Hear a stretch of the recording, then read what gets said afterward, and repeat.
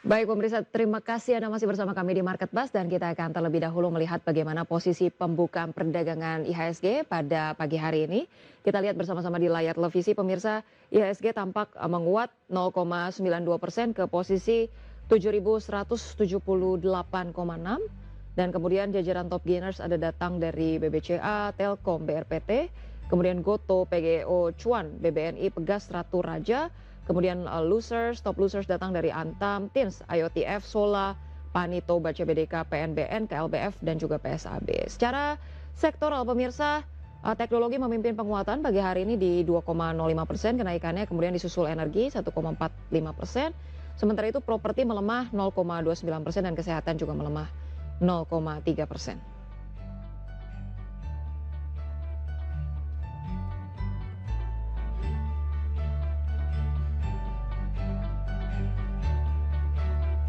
Baik, dan pemirsa kita akan juga melihat saham-saham pilihan pada pagi hari ini. Kita lihat ada 4 saham pilihan di sini datang dari BBCA, kemudian PNLF, kemudian ada Brand dan juga BSDE dengan masing-masing rekomendasi buy.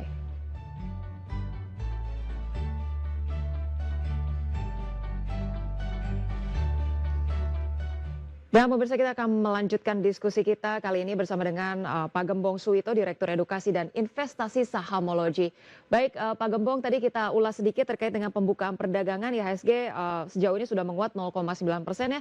Dan menarik untuk dicermati juga Pak Gembong kalau di penutupan perdagangan sebelum Idul Adha kemarin sektor energi melesat sangat signifikan. Pagi hari ini energi juga masih menguat, tapi rupanya ada teknologi yang memimpin penguatan sektoral di 2,05%. Prospeknya untuk sektor energi bagaimana nih Pak, sentimen positif apa yang kemudian tampaknya akan menguatkan sektor teknologi pada hari ini, Pak Gembong?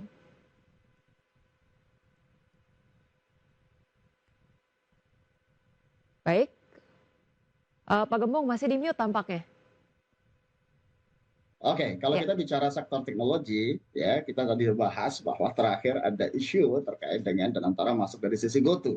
Nah, baik. leading dari teknologi adalah sisi GoTo. Jadi ini yang menjadi sentimen atau katalis positif, walaupun belum realisasi ya. Ya, Ya begitu dan antara karena memang dia cukup untuk liquidity untuk memberikan ya sentimen positif di sisi market. Itu dari sisi kenapa GoTo melesat di level 65 sekarang saat ini. baik. Kalau Jadi, sisi energi, mhm. ya itu terkait dengan kembali lagi sentimen energi memang minggu kemarin cukup naik signifikan karena harga-harga energi terutama minyak, batu bara itu naik signifikan. Ya, Ya kalau sekarang koreksi sehat itu wajar, mhm. tetapi ya energi ya tidak akan sekencang 2022, tetapi ya sentimennya sisi masih positif naikkan harga-harganya.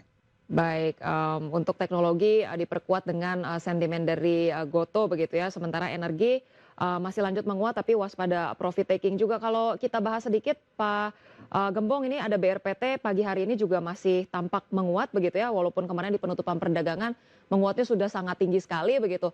Untuk BRPT perkiraannya hari ini sudah waspada profit taking atau masih melanjutkan tren bullish nih Pak Gembong? Nah, ini yang menarik. Kalau minggu kemarin pendekatan dari sektor basic ya, bahan baku salah satunya di grup 2 ya, grup signifikan, grup Salim sama grup Prayogo Pangestu. Ya, Nah, biasanya sentimen ketika bicara grup Prayogo Pangestu itu apalagi ini kan mendekati RUPS ya. mhm. Ya, jadi itu sentimen-sentimen yang sifatnya sangat-sangat positif dan itu menyebabkan dari sisi grup saham-sahamnya mereka, konglomerasi mereka itu naik signifikan. Nah, BPT bagaimana? Kalau secara pergerakan teknikal, maka ini masih uptrend dengan volume yang cukup kuat, ya artinya belum ada tanda-tanda koreksi. Namun Hmm, ini menjadi suatu waspada ya. kalau kita ya ambil di level 1000 atau 1100, maka ini biasanya kita melakukan trailing stop profit ya supaya apa? Begitu ada koreksi ya itu maka tetap menjadi profit.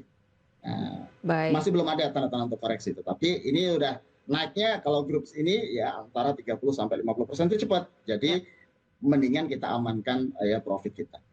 Baik, untuk BRPT masih melanjutkan uptrend proyeksinya, tapi tadi wajib waspada juga di harga 1.100-an begitu ya Pak Gembong? Ya. Baik, kita akan ulas lebih lanjut mengenai saham-saham pilihan yang tadi sudah kita tampilkan di layar televisi. Kita ulas pertama-tama dari BBCA terlebih dahulu nih Pak Gembong, rekomendasinya buy. Untuk BBCA di penutupan perdagangan kemarin ada koreksi untuk hari ini proyeksinya akan seperti apa nih Pak Gembong? Ya, kita sampaikan di awal bahwa ya, dari sisi BCA hari ini akan relatif positif. Oleh karena itu kita rekomendasi buy. Tadi pagi kita rekomendasi di level 89, 8925, 8950 dengan target profit 9.250. Ini menjadi technical rebound. Kenapa? Karena dari kenaikan di 7.200, 7.300-an pada saat April perang dagang sampai ke 9.800. Nah, Ya. sekarang selama 1.800 ke angka 9.000 itu menjadi sesuatu yang sudah stabil. Oleh karena itu kita rekomendasi buy dengan target 9.250 sampai 9.300 untuk BBCA.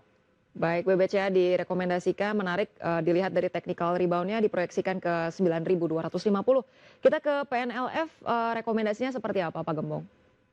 PNL secara valuasi sungguh menarik, atraktif, under value, tetapi ini memang konglomerasi yang ketika bicara bottomnya di level 2080, 280 atau 800, 270 itu biasanya selalu akan technical rebound ke arah 330.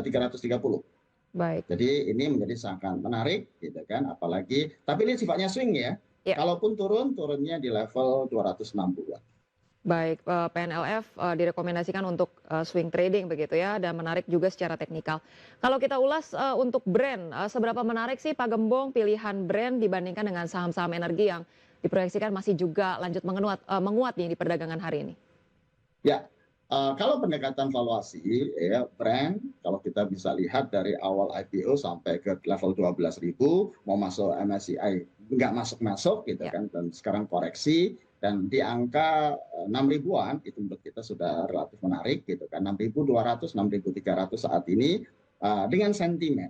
Kembali lagi ya ketika bicara sentimen dari grup Prayogo Pangestu ini mulai brand, TPIA, Cuan, BRPT, nah Ya. brand ini sendiri salah satu masuk.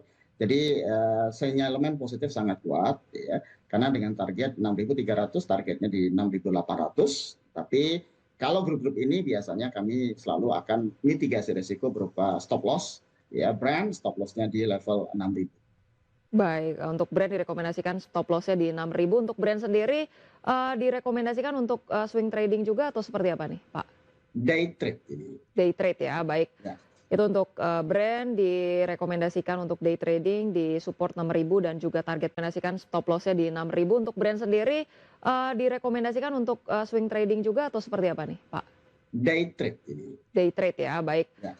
Itu untuk brand direkomendasikan untuk day trading di support 6.000 dan juga target price di 6.800. Kita ke BSDE, BSDE sentimen positifnya apa nih? Ataukah penguatannya diproyeksikan terjadi secara teknikal, Pak Gembong?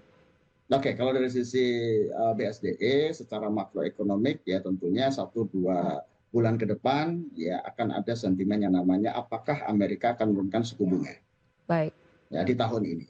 Kalau kemarin kita bicara lihat di Mei ya Bank Indonesia sudah menurunkan suku bunga acuan ya, di level 25 basis kira-kira. Jadi ketika suku bunga turun maka sektor-sektor yang related dengan kenaikan suku bunga, penurunan suku bunga adalah salah satunya adalah properti. Nah ini menjadi satu katalis positif ya untuk jangka misalnya 1-2 bulan ke depan ya BSDE dan harga sekarang relatif itu sangat atraktif dengan target di 1.050 sampai 1.100. baik. Ada sentimen positif untuk BSDE dan juga saham-saham properti seiring dengan penantian dan juga perkiraan penurunan suku bunga begitu ya setidaknya dalam 1 hingga 2 bulan ke depan.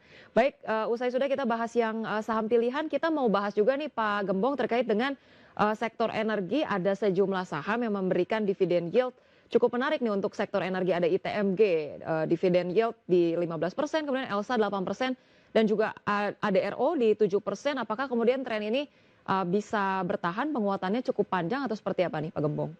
Oke, kalau dari sisi kebiasaan Ya. sektor-sektor energi ataupun sektor tambang yang disebutkan tadi, mulai dari ITMG, terus energi Elsa, itu memang Adaro itu secara rutinitas dividennya terutama Adaro ITMG itu pasti di atas 6%, 8%.